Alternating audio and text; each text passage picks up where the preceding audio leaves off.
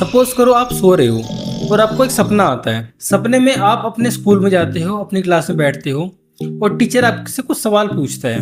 Teacher आपसे पूछता है कि क्या आपको कभी अपने सपने की शुरुआत याद है, या आप सीधा सपने के बीच में ही टपकते हो। कोमा क्या है, सपनों की अनंत खाई या कुछ और। सपनों में कितनी लेयर्स होती हैं, सपनों में हम कितनी गहराई तक जा सकते हैं, सपनों कितनी साइकिल होती हैं, सपने कैसे बनते हैं, एक आइडिया कैसे किसी वायरस से ज़्यादा खतरनाक हो सकता है। और इन सवालों के जवाब टीचर को कल तक चाहिए। ठीक है, बच्चा थका हारा घर पे आता है और आके दोबारा सो जाता है और उसे फिर सपना आता है, यानी कि सपने में वो स्कूल गया, सपने में ही स्कूल से आया और फिर दोबारा सो गया और उसे फिर सपना आया, यानी कि सपने के सपने में सपना आ गया। कॉम्प्लेक्स हो रहा है। आज की मूवी भी कुछ ऐसी ही है।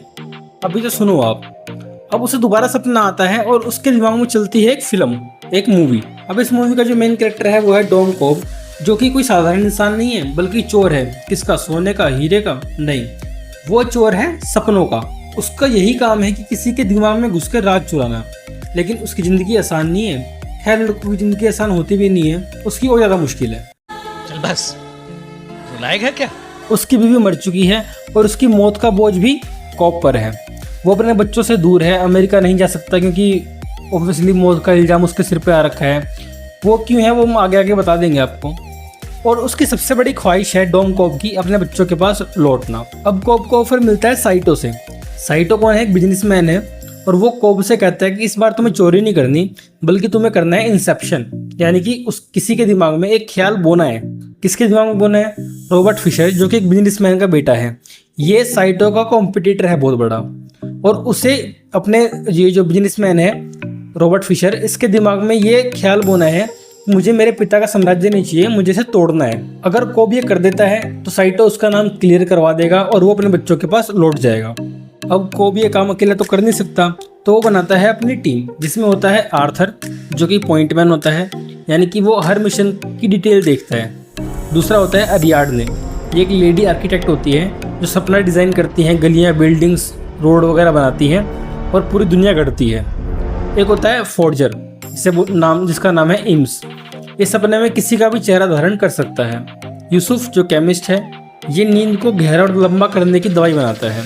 और साइटो वो खुद भी इस मिशन में शामिल हो जाता है ताकि वो सब कुछ अपनी आंखों के सामने देख सके। अब शुरू होता है खेल। पहला लेवल शहर। ये सपना यूसुफ का है। यहाँ लगातार बारिश होती रहती है और टीम एक वैन में फिशर को लेके जाती है। अब जो फिशर है वो भी कोई कम समझदार इंसान नहीं था।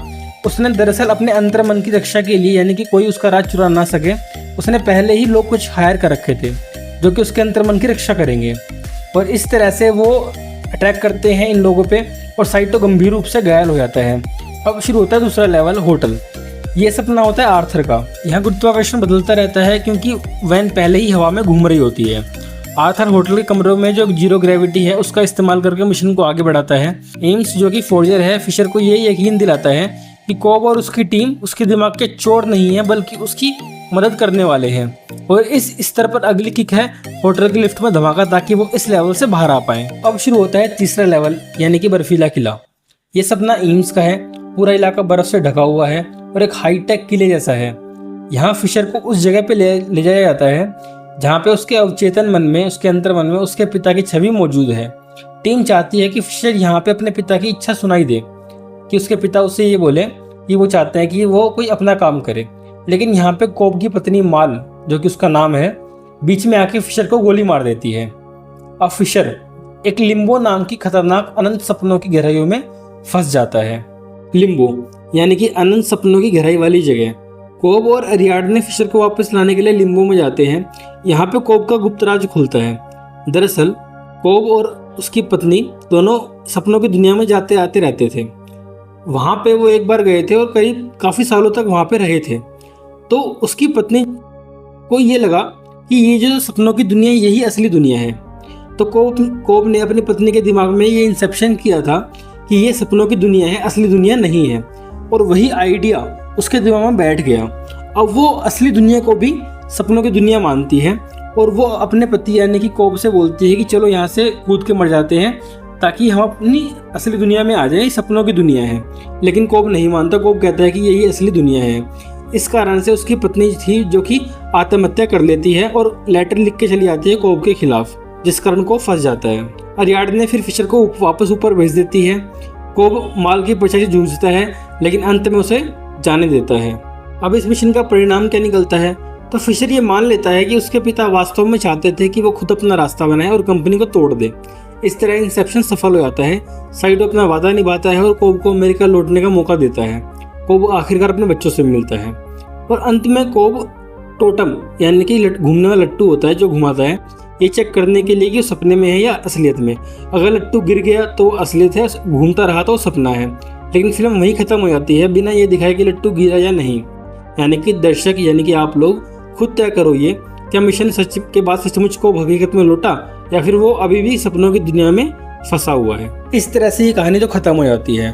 अब जो लड़का सोया हुआ था सपने में कहानी देख रहा था, उसका सपना टूटता है, अब वो उठ जाता है लेकिन अभी भी वो सपने में ही है, बस सपने की पहली लेयर में आ गया, दूसरी लेयर में नहीं है। अब उसे ये याद है कि टीचर ने उससे कहा था कि इन सवालों के जवाब चाहिए उसे। अब वो पढ़ना शुरू करता है उन सवालों के जवाब जो कि टीचर ने उससे पूछे थे। अब वो बच्चा पढ़ना शुरू करता है सपनों के बारे में। बेसिकली माइंड के कॉन्सेप्ट में सपनों के हिसाब से 3 पार्ट होते हैं। एक होता है कॉन्शियस माइंड जिसे बोलते हैं सचेत दिमाग यानी कि जो एक्टिव माइंड है आपका। एक होता है सबकॉन्शियस माइंड जहाँ पे यादें, डर, गिल्ट छुपे रहते हैं। कोब की पत्नी थी ना जो माल, वो भी यही याद बनकर दखल देती थी कोब के सपनों में। और एक होता है अनकॉन्शियस माइंड जो कि है सपनों की दुनिया जहाँ पे दिमाग चलाता है मूवीज, फिल्में। अब बेसिकली नींद की साइकिल की 90 मिनट होती है और एक रात में ये साइकिल 4 से 6 बार दोहराई जाती है। अब सपना हर इंसान को आता है, वो रोज आता है, लेकिन हर बार हमें सपना याद नहीं रहता। तो जो कोई इंसान कहता है कि सपने नहीं आते या सपना नहीं आया आज, वो झूठ बोल रहा है या फिर उसे याद नहीं है सपना। सपने तो हर रोज ही आते हैं। अब नींद के चरण में बेसिकली 2 मेन स्टेप होते हैं। एक होता है NREM स्टेज, एक होता है REM स्टेज। NREM स्टेज यानी कि non rapid eye movement stage. अब इस NREM के अंदर भी 3 स्टेज होती हैं। चलो इन्हें आसान भाषा में समझते हैं। एक होती है स्टेज 1 जहाँ पे आप अभी अभी सोने लगे हो, आंखें भारी हो रही हैं, दिमाग भी थोड़ा थोड़ा जागृत रहता है और इस स्टेज में हल्की फुल्की कल्पनाएं आती रहती हैं। फिर आती है स्टेज 2, यहाँ पे थोड़ी सी गहरी नींद हो जाती है, दिल की धड़कन, सांसें धीमी हो जाती हैं, शरीर रिलैक्स हो जाता है। इस स्टेज में सपने काफ़ी कम आते हैं। इसके बाद आती है स्टेज 3 जिसे बोलते हैं डीप स्लीप। ये सबसे गहरी नींद होती है और इस स्टेज में भी सपने बहुत कम या फिर लगभग नहीं ही आते हैं। अब इस स्टेज के बाद आती है REM स्लीप यानी कि रैपिड आई मूवमेंट स्लीप और यही सबसे इंटरेस्टिंग फेज़ है नींद का। इस फेज़ में क्या होता है, आंखें तेज़ी से इधर उधर घूमती हैं, इसलिए इसका नाम पड़ा रैपिड आई मूवमेंट। इसमें दिमाग बहुत ज़्यादा एक्टिव हो जाता है जैसे आप जागे हुए हो और ज़्यादातर सपने इसी स्टेज में आते हैं और जो शरीर है वो लगभग हो जाता है पैरालाइज यानी कि आप कुछ ज़्यादा एक्टिविटी नहीं कर पाते। अब बात करते हैं दिमाग के उन हिस्सों की जो कि सपनों को नियंत्रित करते हैं यानी कंट्रोल करते हैं। तो पहला जो है वो है हिप्पोकैम्पस। यहाँ पे मेमोरीज को सेव रखा जाता है। सपनों में जो अक्सर हमें दिन भर की घटनाएं या फिर पुरानी यादें होती हैं, इनका कारण हिप्पोकैम्पस ही होता है। एक होता है एमाइगडाला जो कि दिमाग को इमोशन से जोड़ता है, यानी कि जो सपने में इमोशन होते हैं, डरावने सपने आते हैं, इमोशनल सपने आते हैं, तो वो होते हैं ड्यू टू एक्टिविटी ऑफ एमाइगडाला। फिर आता है प्रीफ्रंटल कॉर्टेक्स, ये लॉजिक और कंट्रोल के लिए जिम्मेदार है। सपनों में अक्सर लॉजिक गायब होता है, जैसे आपने देखा भी होगा, जैसे अचानक उड़ने लग जाते हो आप एक अजीब जगह पर पहुंच जाते हो जहाँ पे बहुत सारे लोग होते हैं जो कि किसी का किसी से कोई लिंक नहीं है लेकिन वहाँ पे वो हैं। क्योंकि नींद में क्या होता है, REM स्टेज में प्रीफ्रंटल जो कॉर्टेक्स है ये हिस्सा कम एक्टिव होता है। फिर आता है ब्रेन स्टॉर्म, ये स्लीप साइकिल और REM को कंट्रोल करता है और सपने ज़्यादातर मैंने बताया आपको REM स्टेज में ही आते हैं। एक होता है ओसिपिटल लोब, ये दिमाग का विजुअल सेंटर है। जो सपनों में आप देखते हो ना तस्वीरें, चेहरे, दृश्य, वो यहीं से बनते हैं। तो दोस्तों ये थी इंसेप्शन मूवी की कहानी और सपनों की दुनिया। बताना सपनों से रिलेटेड आपको कोई भी क्वेश्चन हो तो कमेंट बॉक्स में। बाकी मिलते हैं नेक्स्ट वीडियो में, तब तक के लिए जय हिंद, जय भारत।